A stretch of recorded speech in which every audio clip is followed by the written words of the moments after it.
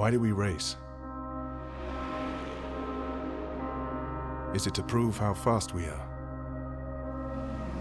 How far we can go? Do we race to find our place? To test our beliefs? To be part of something greater? To face fear? To know sacrifice?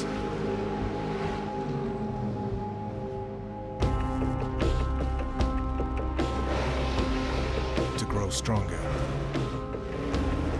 To become immortal?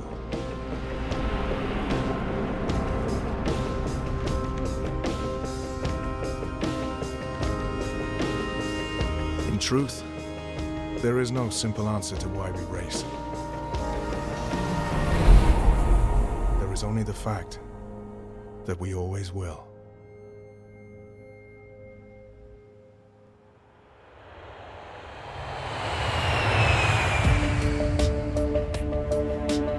Welcome to the Circuito Gijillo, a course that takes drivers from the shores of Copacabana Beach to the vistas of Corcovado Mountain. I'm here to give you your first look and first drive of the spectacular 2017 Ford GT on the colorful streets of Brazil's marvelous city. Your career spans 5 different volumes, each built around a different type of car passion. From hot hatchbacks and vintage sports cars to grand touring cars and formula racers, you will drive and collect the greatest cars in the world. But first, I'll guide you through a short 3-race qualifying series. Your first qualification race takes place at Lime Rock Park, known for its flowing elevation changes and rural setting. We've assembled a roster of truly iconic cars from the Super Street volume to use for qualifying. All these cars have been upgraded to be evenly matched, so choose the one that speaks to you, and we'll get started.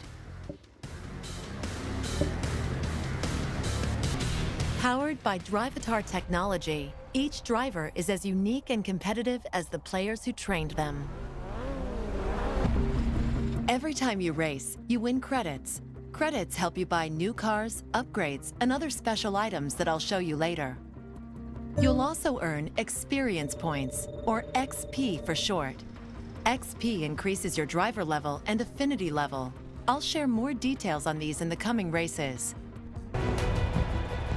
Before you start the race, select Mods, and I'll introduce you to this powerful new feature. Mods give you a whole new way to fine-tune your experience. Whether you want to go even faster or raise the stakes, mods give you the tools to make it happen. Select the starter pack to open it and see what mods you get. Reveal your new mods here, then press A and I'll show you how to apply them. Here, you can choose which mods you'll use. Some mods are permanent, while others are good for only one race. Select an empty slot to apply your mod. You have successfully applied your first mod.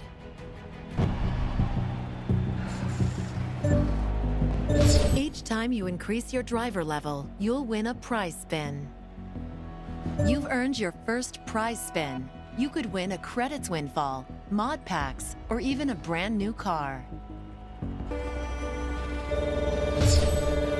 Every time you raise your car's manufacturer affinity level, you receive a credits reward. Congratulations! You've successfully completed the qualifying series. Welcome to the Super Street volume. Let's learn more about the cars of Super Street. For most of us, our first, and sometimes only, taste of racing comes on the streets. If you love cars, this is where it all starts. In the empty parking areas, and on the city streets where you race your mates between stoplights. We do this in the very first cars we owned, or the ones we saved up for later. Then we fiddled with the engines and the suspension until they went faster, and added stripes and stickers so they looked faster too. It's the same around the world. whether it's on Japanese mountain roads, on Britain's back lanes, or America's superhighways. We're talking about affordable heroes, cars that bring performance to the people. Whether they're smoking around a parking lot or hammering along a city circuit you designed yourself. They aren't the most expensive, and they won't win every drag race. But they all prove one thing. You don't need $1 million to have a car with a big heart.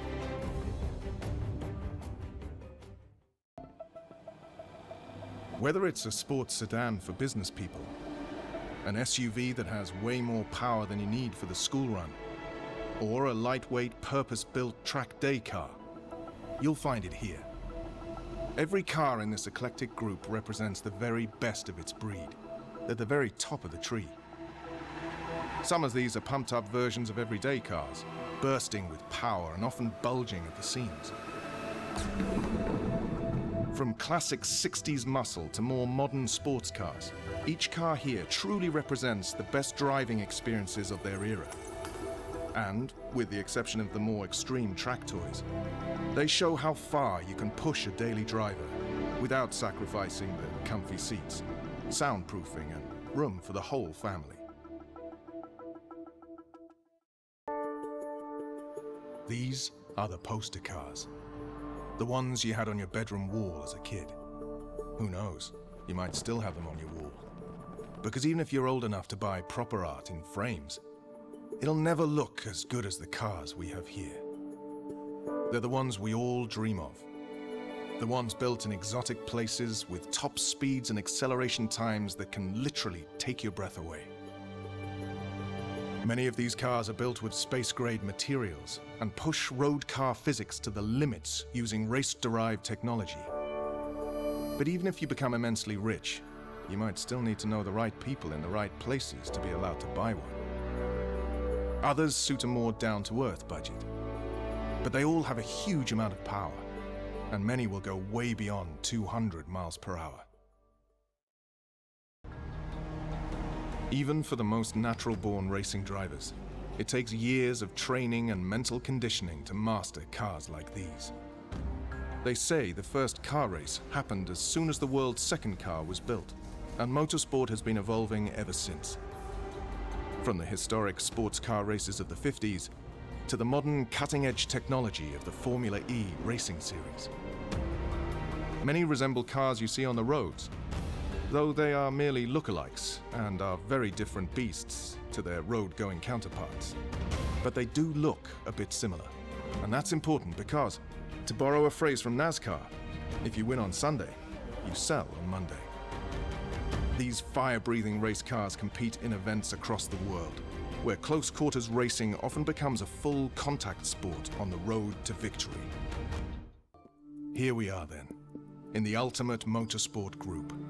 A world of impossible speed, mind-boggling forces, and the sort of hazards usually reserved for test pilots. Back in the 60s and 70s, there was no guarantee that a driver starting a race would still be around when it finished. Cars were high on speed, low on safety, and dripping with adrenaline. Thankfully, things have moved on, but with more safety comes more speed, as designers and engineers bend the rules of physics to save a micron here or a millisecond there. Everything on these machines is there, or rather not there, for a reason. Some are rolling experiments for mankind's most advanced technology, and they stretch the definition of car to its limit. Together they represent billions of dollars of investment, and they compete in the world's most famous and valuable races, from the banked corners of Indianapolis to the Mulsanne Straits at Le Mans. You are now entered in the Challenger Series. Each circuit in this series will challenge different aspects of your car and your skill as a driver. Next, take on club-level circuits perfect for amateur drivers to learn the ropes of efficient car control. Now, tour the most famous racetracks in the United States from coast to coast, representing the best racing in the country.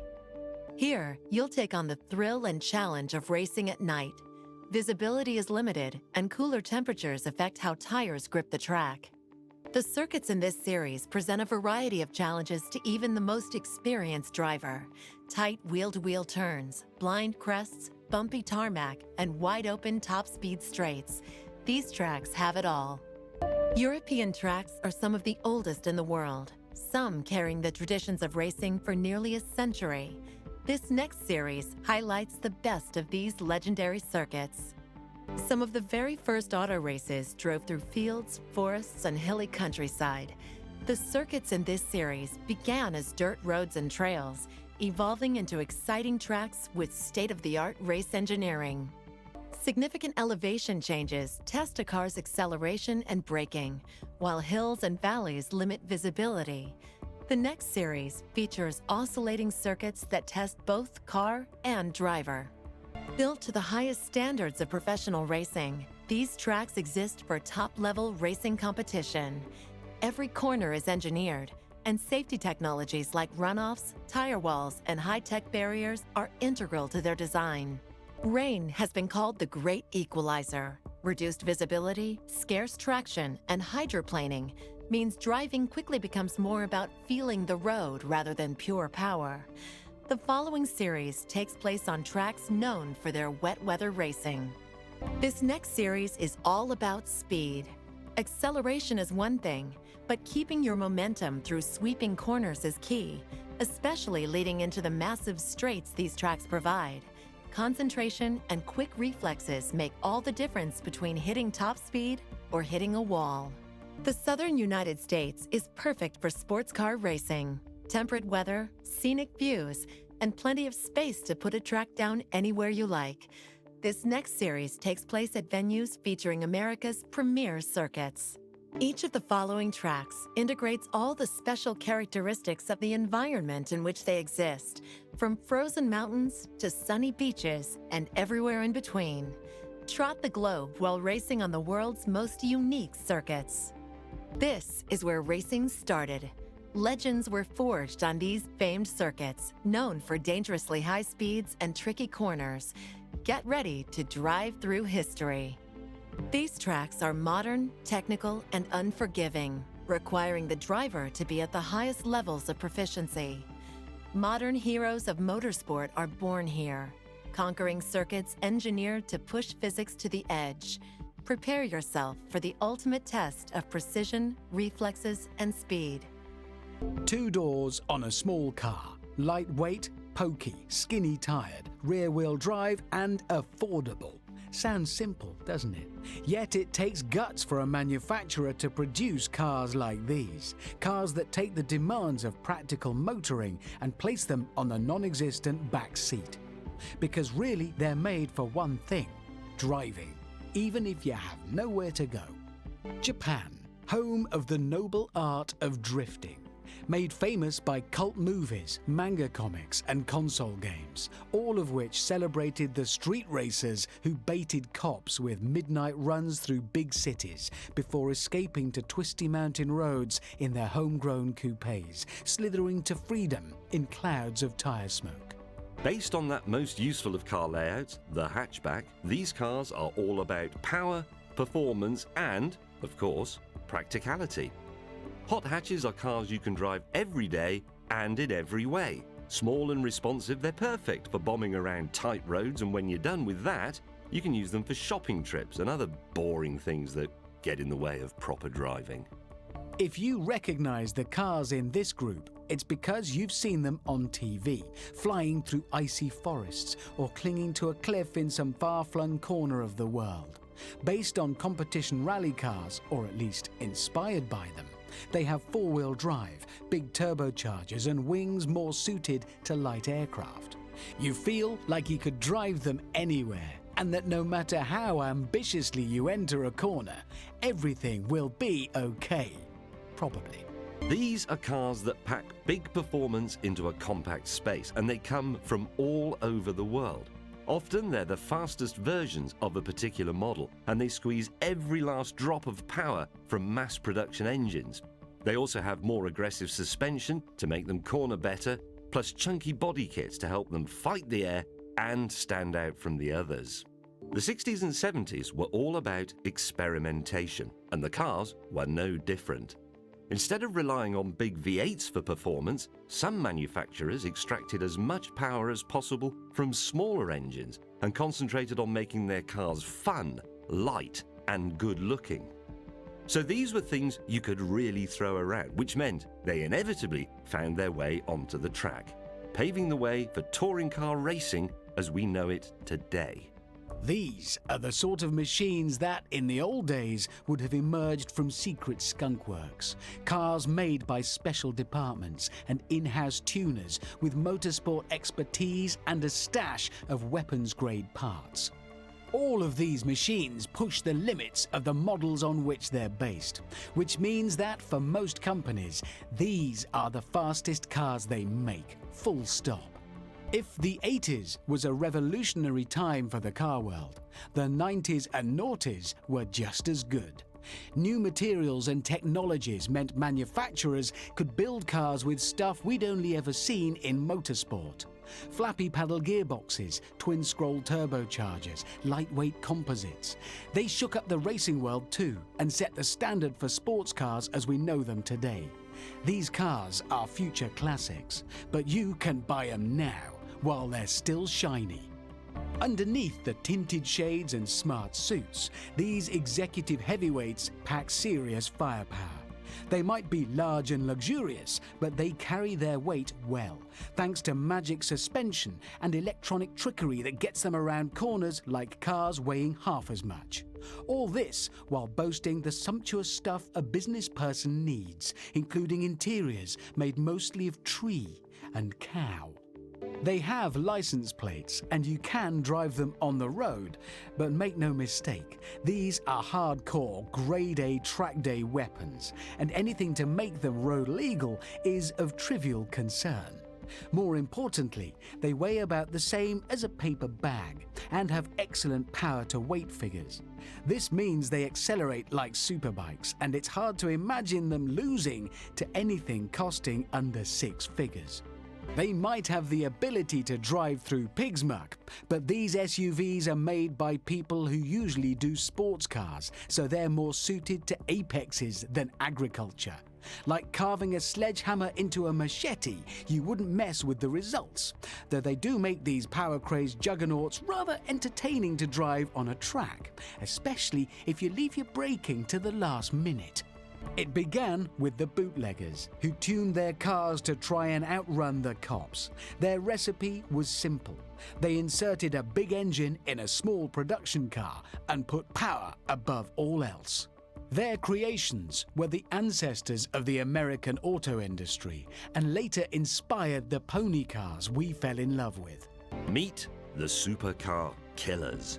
The cars that can hold their own against the world's most exotic machinery without sending your bank manager into cardiac arrest.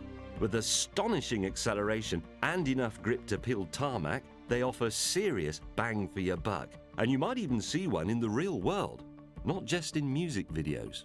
With their big V12s and room for designer luggage, the cars in this group will cross whole countries without even noticing. Then, when you arrive in Monaco, you can do a lap of the Grand Prix track before parking outside a posh hotel with all the other billionaires. This is what Grand Tourers are for, after all. Fast, famous, rare, and expensive. These are the exotic GTs, the cars we gather around at motor shows, the ones with prancing horses and fighting bulls on their badges, machines with sharp edges and screaming engines that make you tingle. When these names are bounded around, the word supercar isn't far behind. They operate on the bleeding edge of physical possibility. Some are made in batches so small and at such dizzying expense that you have to be invited to buy one. Many combine batteries with petrol to make more power and use materials you'd usually find on a spaceship.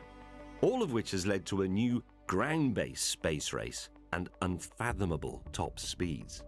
These aren't just the fastest cars of their time, they're the fastest cars ever. If modern hypercars warped the rules of physics with space-grade technology, then early supercars did it with brute force. There were no fluffy bits in sight, no ABS, no traction control, and nowhere to hide when things got a bit crashy, which they often did. Fueled by the 80s banking boom and power-crazed brokers, these machines were raw, exhilarating, and astonishingly fast, even by today's standards. For speed junkies born before base jumping and energy drinks were invented, motorsport was one of the only ways to get their fix. Many were combat veterans from World War II, the top guns of their era, who sought new ways to batter the enemy. And so they raced monstrously powerful lightweight contraptions with no seatbelts, which were probably more terrifying than the fighter planes they flew in the war. Whereas the historic racers in the other group started with a clean sheet, the cars in this group follow much stricter rules. They might have started life as a fast road car, but from the wheels up, almost everything has been modified, so long as it stays within the law. Some companies will sell you one off the shelf and even organise a special championship so you can race against other identical cars. The level playing field means it all comes down to driver skill. If racing is supposed to be a non-contact sport, then nobody told these guys, because if you don't finish a touring car race with battle scars and a missing mirror, you're doing it wrong. They might look similar to everyday cars, but the shape is pretty much the only thing they have in common. Inside, they're stripped to the metal, the bodywork is replaced by beefy new panels, and unlike your mother's car, they spit flames from their exhausts. Big, loud, basic, and Australian. V8 supercars are loosely based on four-door sedans, and they only race down under, which makes them as unique as Aussie rules football or kangaroos. Mostly it's a straight choice between Ford or Holden, otherwise known as GM. But any manufacturer with a V8 engine can enter the ring, ready for a good old-fashioned bashing. In the olden days, motorsport was something you could smell a mile off. You had scorched rubber and petrol fumes and many fluids, some of them from the drivers. But this is the future, and this is a Formula E car, a completely electric space-grade single-seater with its own race series endorsed by the FIA. 1970s touring cars were beefed up and ready for a scrap, as were the drivers. The rules and regulations were interpreted in deeply creative ways, leading to flared fenders and swollen bodywork to make room for bulging engines that sent power through the roof. Not literally. As if that wasn't enough, wings and things were added to give these cars more aero than an F-15 fighter jet. In the 1950s, the rules of sports car racing changed, meaning teams could enter cars that for the first time weren't based on road-going equivalents. This meant they could experiment with radical new designs and materials, which opened the door for exotic endurance races that were as beautiful as they were fast, and they became instant classics. Cars like these are mostly to be found at Le Mans and other round-the-clock races where, despite giving 100% for hour after hour, they can't break down or crash. And sometimes that's easier said than done. They're called prototypes because they're not based on anything else, and because they feature cutting-edge technology. Some are even named after robots, like Audi's hybrid R18 e-tron. IndyCar, America's ultimate single-seater championship, in which cars must somehow remain grounded while doing 230 miles per hour on a banked oval. That makes it the world's fastest racing series. So aerodynamics is king, which is why these look unlike any other single-seaters in the world. In fact, every team must use a standard Dallara chassis, but can choose between a Chevrolet or a Honda engine. This is it. The pinnacle of all automotive technology. The fastest, grippiest, most scientifically serious cars on the planet. Designed by people with giant brains who take the rules of nature, crumple them up, and write new ones. This is a world where the gap between heroism and humiliation is measured in microseconds, and where phantom forces are fought by drivers with superhuman reactions. Can-Am stood for Canadian American because that's where the races happened. There were virtually no rules, so the cars were wild, dangerous, and experimental, often ridiculously so. Wings were everywhere, and some cars even had fans on the bottom to suck them onto the road. Almost all of them were made by the sort of men who, in a parallel universe, would be locked in a laboratory making Frankenstein monsters. 1970s Grand Prix racing was only for the brave. It was a time when technology sometimes overtook man's ability to tame it, a fact that was tragically proven too many times. The 1976 Grand Prix season was dominated by the title fight between James Hunt and Niki Lauda, and the battle almost cost Lauda his life. It was the era when wings appeared at Grand Prix for the first time, when engines moved to the middle, and when Britannia ruled. The single-seat cars were light, but flimsy, and the margin between risk and reward was often way too close for comfort. But they were fast, as were the heroes who drove them, some of whom paid the ultimate price to help shape Grand Prix racing as we know it today. In Bondurant Autocross, the idea is to make it around an agility course in the fastest possible time. The course is outlined with cone gates, which you must not hit or you will get a time penalty. It's an exercise in composure, surgical driving, and the ultimate test of your handling skills. Don't forget that sometimes slower is better. The problem with many forms of motor racing is that the fastest car usually wins. In these showcases, we have leveled the playing field, and everybody is in the same car. It all comes down to raw driving skill and determination. Do you have what it takes to win the race? In the old days, motor racing was a matter of life or death.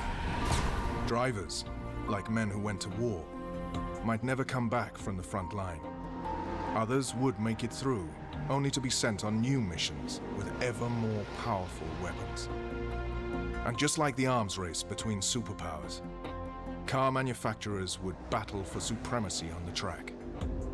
Here, you can step back in time and see for yourself what it was like to live in this thrilling era, as we relive some of racing's most famous moments and celebrate the people who made them. The Stig, Top Gear's tame racing driver, is an odd sort. You'd think he would be great at Forza, but tragically, he doesn't know how to play video games at all. But fear not, because we have the next best thing. No, it's not the Stig. It's the Stig's digital cousin. After diagnostic tests and some extensive probing, he's been found to be identical to the real Stig in every way. Except for one. There's a glitch in the code which makes it possible to beat him. In these events, you'll both have identical cars and race one-on-one to prove who's best. There's a chance you might even finish first, but only if you're really, really good. Everyone has their favorites. The kind of loyalty, either fierce or subtle, that results in dinner-table one-upmanship, arguments on the internet, and manufacturer-branded apparel. After all, the car you like, that's the best one, surely. Time to settle this battle of the brands in a shootout to determine once and for all who leads the pack and who trails in their dust.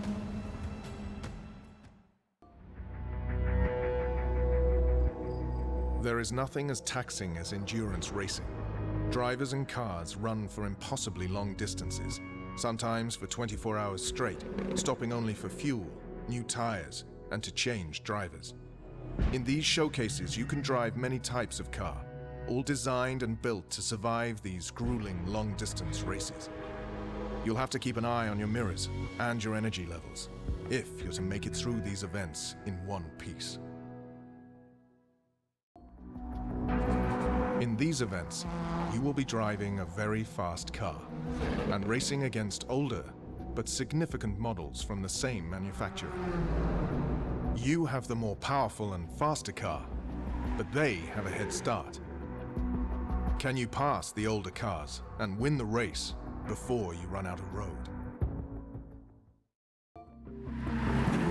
In these showcase events, overtaking isn't just encouraged, it's the whole point of the game, and you'll be rewarded for passing as many cars as possible before the end of the race.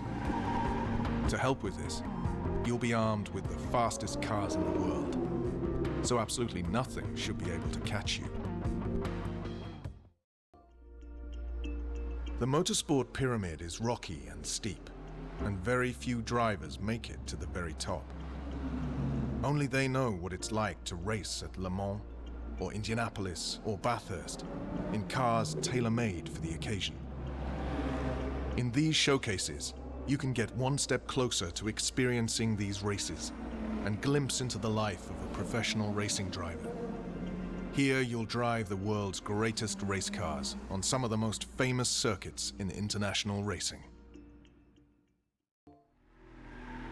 Welcome to the Top Gear Showcases, which, as you'd expect, contain many facts and lots of sensible advice, such as how to play 10-pin bowling without leaving the car, and if you've ever wanted to set a lap time on the Top Gear test track in some of the fastest cars ever to lap it, well, it's your lucky day.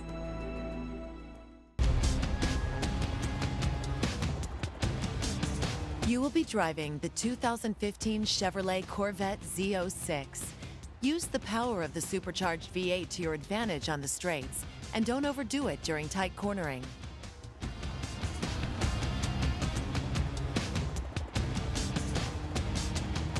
You'll be driving the 2015 Mercedes-Benz AMG GTS. It's wide and relatively heavy, so make sure you're completing all your hard braking in a straight line, and make sure the vehicle's pointed to the apex prior to accelerating. You can make up for those slow corners with the speed on the straight.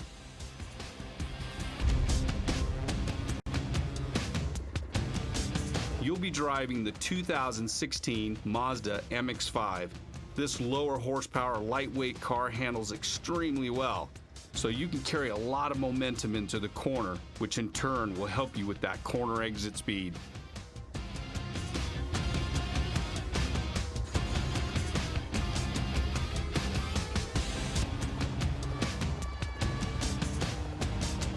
In this event, you'll be driving the 2014 Volkswagen Golf R.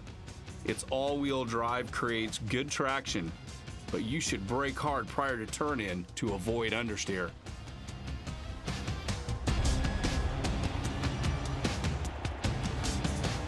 You'll be driving the 2014 BAC Mono. This is a lightweight and powerful vehicle.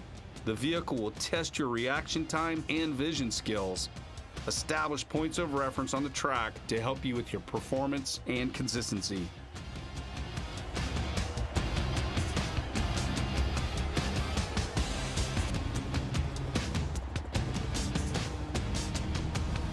You will race a Mazda MX-5 Cup Spec against a field of identical Cup cars at Laguna Seca.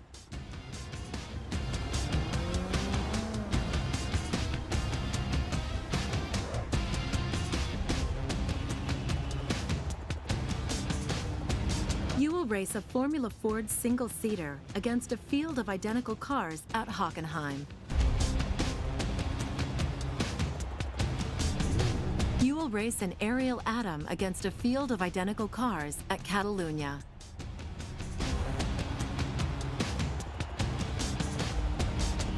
You will race an Ultima GTR 720 against a field of identical cars at Monza.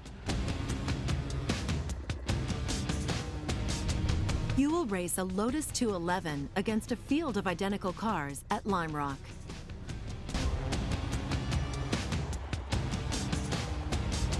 You will race a Caterham R500 against a field of identical cars at Silverstone.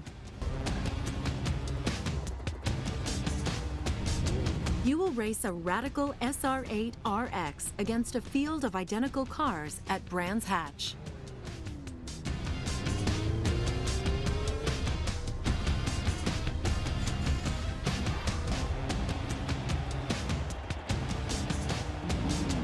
You will race a Lotus E23 single-seater against a field of identical cars at Yas Marina.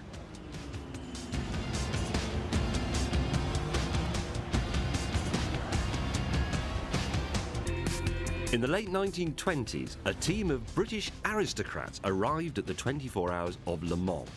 Among them was a man named Wolf Bonato. Wolf and his chums called themselves the Bentley Boys, and they were the ultimate examples of gentleman drivers, dueling with other wealthy speed hunters, piloting gigantic machines often powered by massive aeroplane engines. These steely-eyed heroes raced on the newly built racetracks of America and Europe, such as the legendary Spa circuit in Belgium, reaching speeds of 170 plus, in an era when crash protection consisted of a leather hat, a pair of goggles, and a simply enormous moustache. The thing about American cars is that everyone thinks they can only go straight. Have they forgotten about Trans Am? Trans Am took beefed up versions of production muscle cars and raced them at tracks such as Laguna Seca, Watkins Glen, road courses revered for their challenging corners the world over. Trans Am racing attracted the finest drivers from all over the world. The legendary Dan Gurney, Sam Posey, even Paul Newman all raced in the Trans Am series to great success. These cars set records at tracks around the country, and even today, when you go to places like Pebble Beach or high-end auctions, you'll find that original Trans Am cars are some of the most valuable muscle cars on the planet. Grand Prix racing in the 70s will be remembered by many for the brutal, sometimes bloody rivalry between James Hunt and Niki Lauda. It was a battle that almost cost Lauda his life in a fiery crash at Nürburgring in '76, which would scar Lauda and motorsport forever. Meanwhile, Lotus was putting Mario Andretti on the podium, as other teams did everything they could to catch up. And when I say everything, I mean everything, which is how come Tyrrell came up with a six-wheel racing car which they believed would give them some advantage. These were the party years. The action on track was haunted by the spectre of death, but when things went well, it felt good to be alive. Can-Am stood for Canadian American because that's where the races happened. And in motorsport language, it was a Formula Libre, which in layman's terms means anything goes. The result was a wild, all-you-can-eat buffet of engines and aerodynamics, leading to an incredible arms race and cars that topped 1,500 horsepower in qualifying trim. Engine size was unlimited and cars could be as light as you liked, so the typical team would pair a giant big block Chevy V8 to a tiny nimble chassis to give a power-to-weight figure that would make your hair curl. To tame these things around challenging road courses like Lime Rock demanded the nerve of a bomb disposal expert and the skill of a test pilot. Thankfully, drivers such as Bruce McLaren had both. Grand Prix racing changed forever in the 60s as the big, brutal cars of the 1950s were swept away as teams started to focus on lightness and agility. The biggest change was the layout, with the engine moved behind the driver to make the cars more nimble and, as it turned out, much more of a handful to drive. In an era before everyone understood downforce, grip came largely from the tyres, and when that grip disappeared, the results were never pretty. But the biggest revolution came in 1967, when Cosworth introduced the spectacularly successful DFV engine, a compact 3-litre V8 that would utterly dominate racing for the next decade, no matter which car it was attached to. When it began in the 1950s, the World Sports Car Championship was made up of many legendary events. There were classic road races, such as the Mille Miglia and the Targa Florio, and track events at circuits like Silverstone and Monza. For the first time, cars were no longer based on road-going equivalents. This meant teams could experiment with radical designs and exotic materials. As a result, big names like Ferrari, Mercedes, and Aston Martin all went to war. And to represent them in battle, they employed some of the greatest drivers who ever raced. Men like Juan Manuel Fangio and Sterling Moss. who stared at death for mile after mile at a time when crash testing meant doing it for real.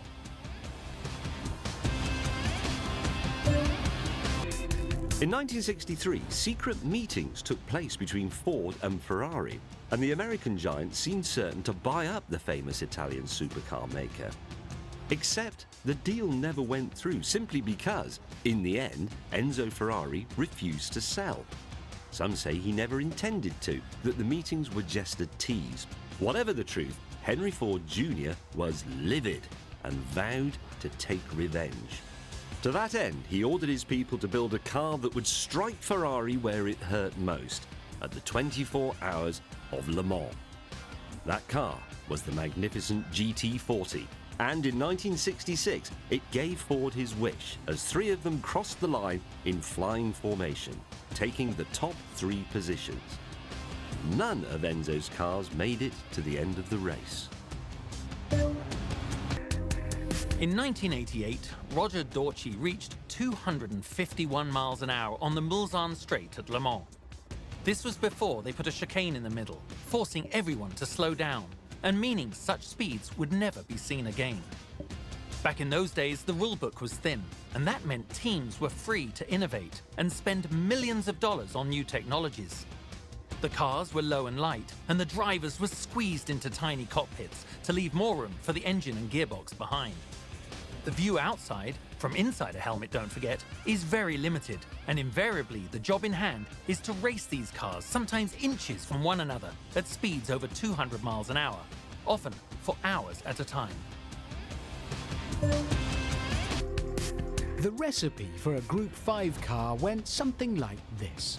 Take an ordinary production car, peel off the bodywork, replace the chassis with a stronger one, and while you're at it, throw out the engine. Now, start putting it back together, leaving out frivolous things like airbags. Insert a new engine, preferably with a turbocharger, and cover the whole lot with new bodywork, remembering the massive flared arches. What you have now is a silhouette racer, a cartoonish version of the original that stretches the word related to breaking point. This is what Group 5 and IMSA was all about. Extreme GTs that required a deep breath before opening the throttle. And what better place to drive these brutes than Watkins Glen, one of America's most punishing racetracks. Some say he thinks it speeds of 50 megabytes per second, and that his USB slot isn't where it's supposed to be. All we know is, he's not the Stig, he's the Stig's digital cousin.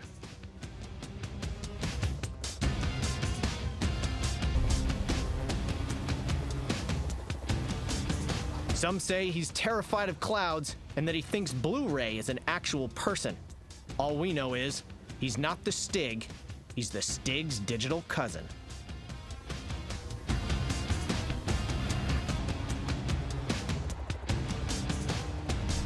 Some say he's the result of an unfortunate binary accident and that there's a glitch in his DNA. All we know is, he's not the Stig, he's the Stig's digital cousin.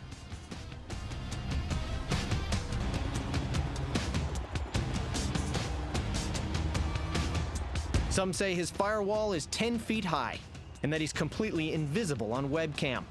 All we know is, he's not the Stig, he's the Stig's digital cousin.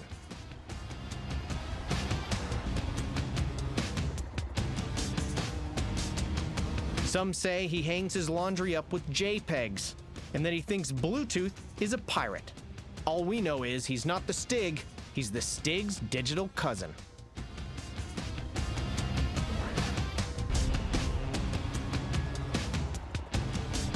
Some say his search history is illegal in 9 countries and that he's allergic to spam. All we know is he's not the Stig, he's the Stig's digital cousin.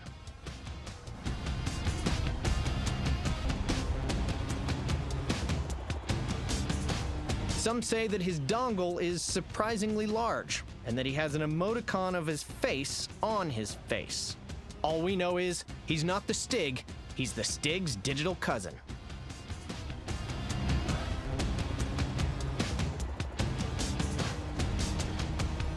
Some say you can rearrange the letters in his name and spell QWERTY, and that he sold his last pixel on the internet. All we know is he's not the Stig. He's the Stig's digital cousin.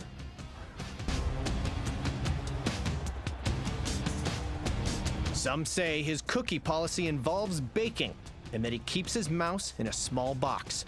All we know is he's not the Stig. He's the Stig's digital cousin. Some say the soles of his feet are made of silicon, and that he can go 3 days without an update. All we know is he's not the Stig. He's the Stig's digital cousin.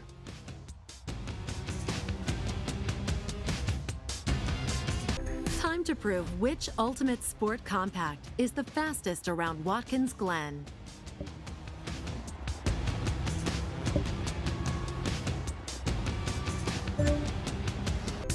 Time to prove which Sport GT is the fastest around Sebring.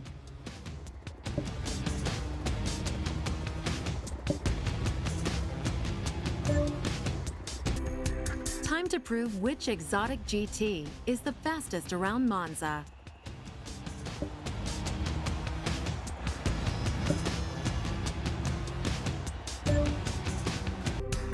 Time to prove which hypercar is the fastest around Le Mans.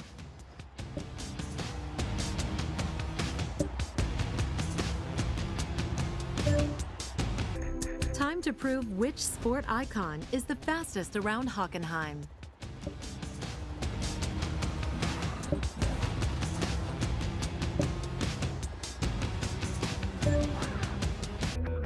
In this event, we're going to give you 3 of America's best track cars, and we're going to put you up on one of America's finest circuits.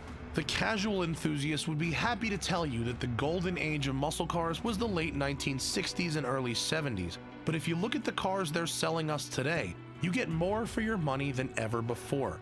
If you ask me, I say the golden age of muscle cars is right now. But is it about the car, or is it about the driver? Time for you to find out.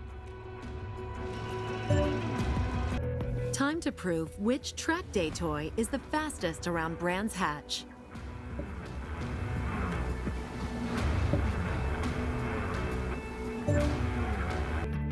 The extremely bumpy surface and hot Florida weather make the 12 hours of Sebring an excellent reliability test for both man and machine.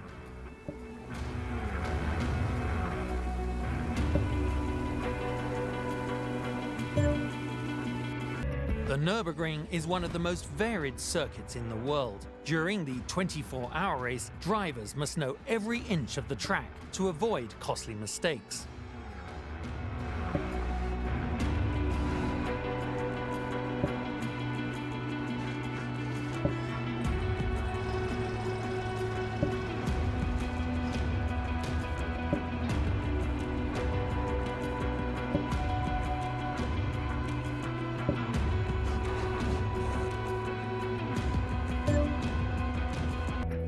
Road Atlanta is the home of the Petit Le Mans. This multi-class race lasting 10 hours captures the spirit of the 24 hours of Le Mans, but on a smaller scale.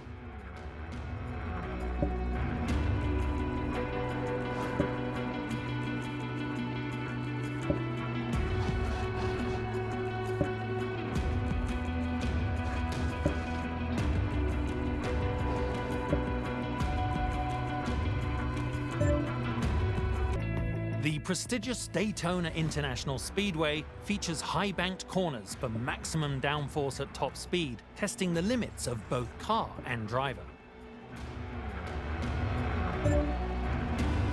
What makes the Indy 500 so special is really the entire month.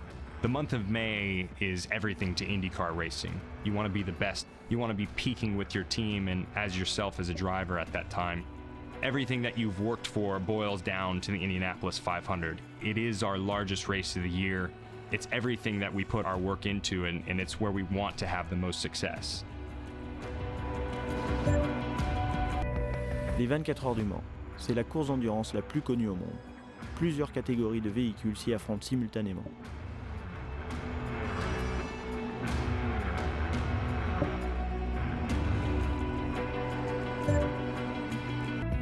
The Circuit de Catalunya has high and low speed corners on a bumpy surface, making for one of the most mechanically and physically taxing racetracks in the world.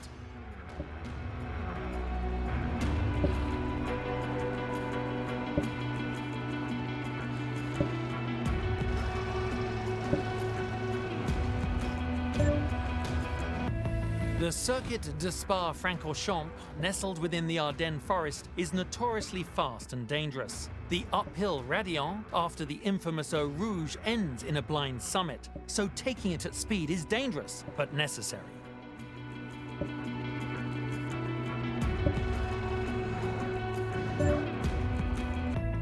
Since 1963, the Bathurst 1000 has been captivating drivers and race fans from Australia and all over the world. The October Classic is a race that makes you famous. Peter Brock became the most recognised driver in Australia for winning it more than anyone else. A record 9 times. It's 6.5 hours of racing flat out up and down Mount Panorama. And it's the mountain that usually decides who wins or comes up short.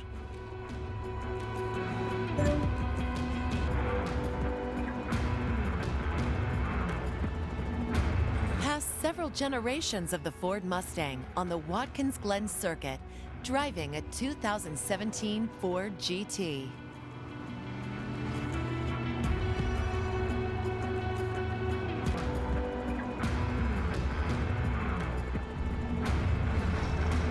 Past previous generations of V12 Lamborghini models on the Monza circuit, driving a Lamborghini Aventador.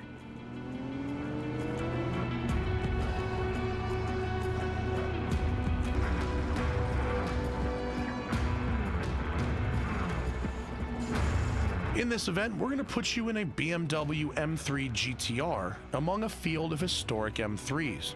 The BMW M3 has always been a perfectly well-rounded vehicle, comfortable enough to take to work or take the kids to school, practical enough to go out and get groceries, and yet fast enough to win races on the weekends and fun enough to be constantly entertaining on a weekday backroad jaunt.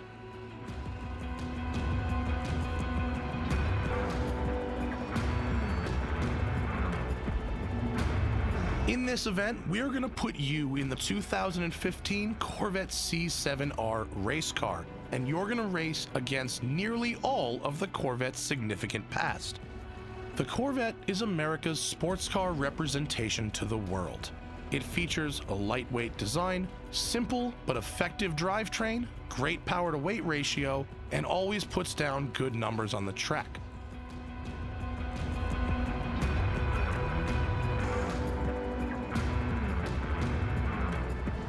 If you ask me, there is no sound on planet Earth more glorious than a Ferrari V12 wailing away at a full clip. There has never been a time in Ferrari's history where they did not produce a 12-cylinder engine. And in this event, we're going to put you behind the wheel of the greatest V12 road car of them all, the LaFerrari. Drive the Ford GT as quickly as possible through Sebring.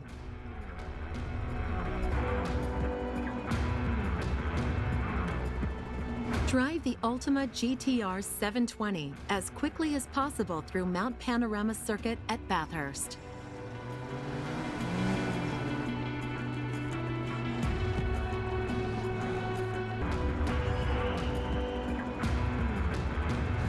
Drive the Ferrari LaFerrari as quickly as possible through Monza.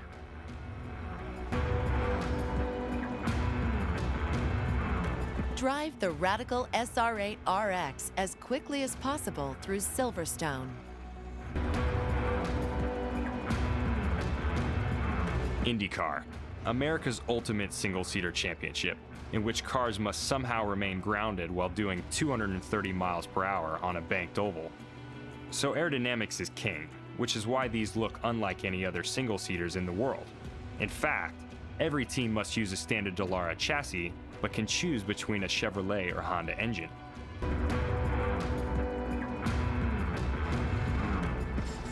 The high-speed Spa circuit requires laser-sharp accuracy and lightning-fast reflexes, especially at night when lack of visibility becomes a factor.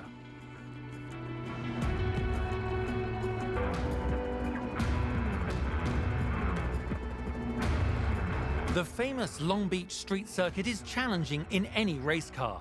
But behind the wheel of a new Formula E single-seater, the demands on the driver are even greater. But keep an eye in those mirrors, because you won't hear them coming.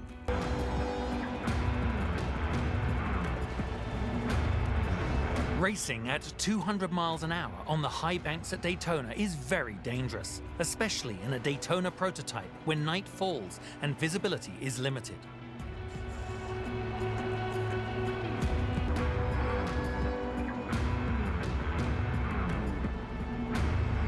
Pendant les 24 heures du Mans à la tombée de la nuit, les pilotes de prototypes doivent non seulement maintenir leur vitesse, mais également faire attention aux voitures de catégorie plus lente sur la piste.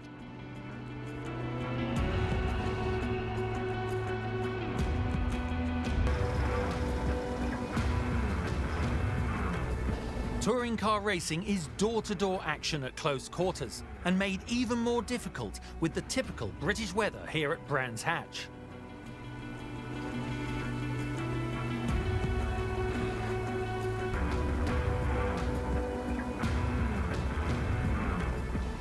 Rain at Sebring, combined with the rough terrain of the track, causes unpredictable and dangerous situations. Watch out for pooling water, which can cause you to hydroplane.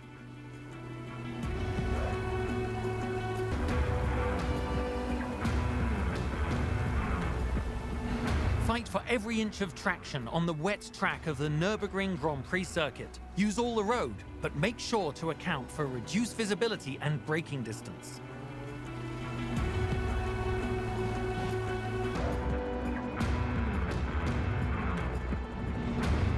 Racing around Mount Panorama at Bathurst is all about respect. This is an unforgiving piece of tarmac, built in the days where sand traps, chicanes and safety barriers weren't even part of our game.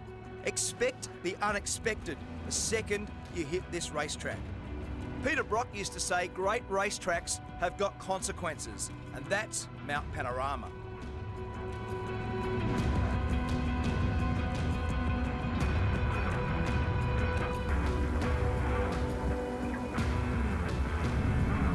Balance and precision is key to racing Spa in the rain.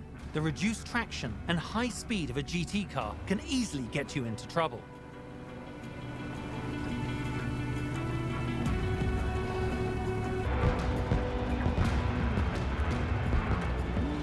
Driving under the high-tech lights at Yas Marina in one of the world's most advanced Grand Prix cars is considered by many to be the pinnacle of motorsport.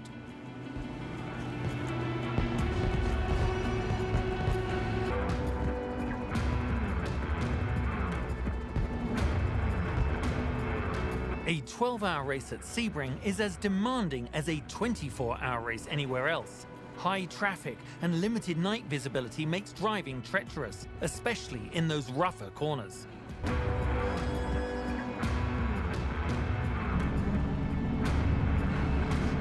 The Nürburgring is known for being one of the most complex circuits in the world, with hundreds of corners and only a handful of those lit. So when night falls in this endurance race, the challenge becomes much more intense.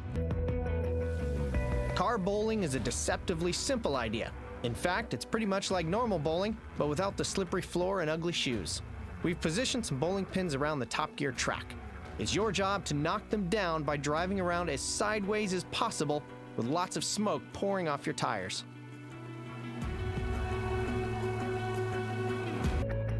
Just because a car is slow doesn't mean it can't be a champion. Scramble to lead the pack while racing cars that are classic, rare, or just plain strange.